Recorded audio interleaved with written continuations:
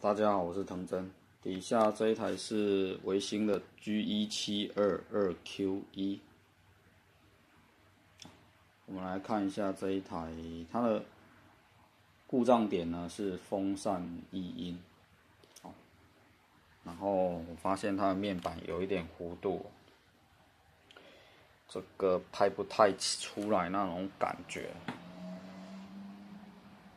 好，总之看起来应该是有一点变形。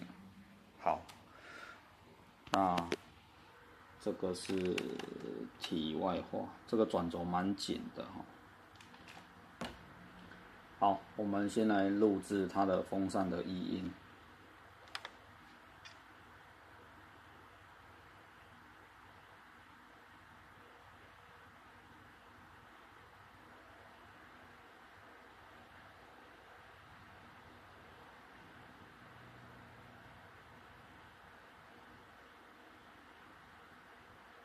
然后也提醒各位网友就是当你遇到风扇异音的时候，尽量第一时间来做整理，不要等到它运转到真的挂了才要修，这样会来不及。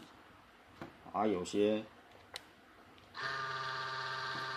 像这样子。有些一直狂转到风扇会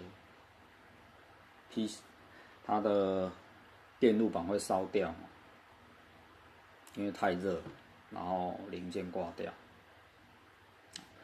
像这样子的话，要及时来做整理，通常就会 OK。